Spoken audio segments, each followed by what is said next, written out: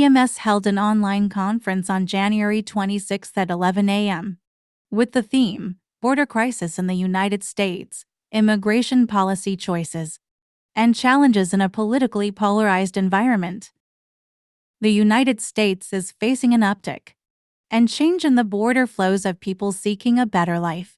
And instead of addressing it with comprehensive and long-term solutions, there's yet another series of proposals meant to harden policies and close the borders.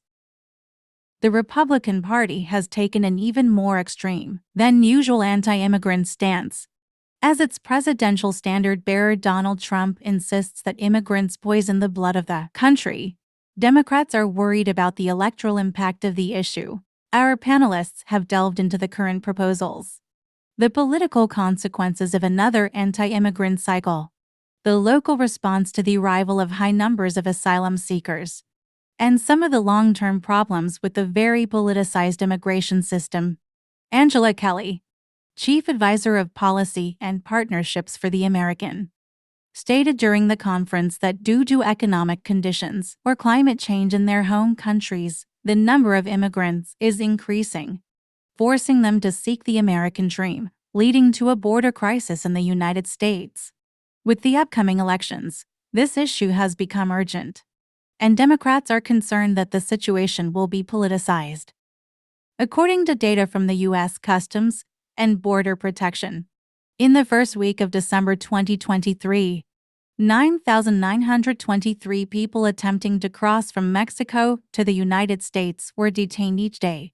Of these, 2,398 were Mexicans, and 7,525 were of other nationalities. It is estimated that by the end of 2023, 307,000 people will be detained at the border, with nearly 75,000 coming from Mexico. Vanessa Cardenas, Executive Director of the nonprofit organization America's Voice, advocating for immigrant rights, emphasized that the lack of immigration reform is partly responsible for the serious immigration crisis the country is currently experiencing. She pointed out that the main reasons for the increasing influx of immigrants at the southern border are the economic instability and the impact of climate change in their home countries, emphasizing that not everything revolves around U.S. policies.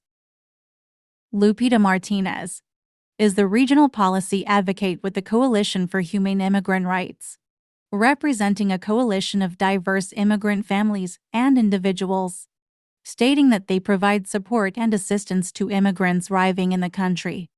She highlighted the exhaustion and challenges faced by many children upon arrival, providing medical services, translators, and taking them to welcome centers for rest and meals.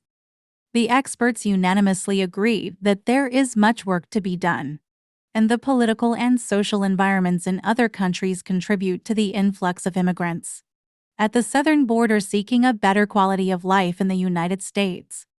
The next government will be tasked with improving immigration conditions, with a bet on the Democratic Party being a more viable choice.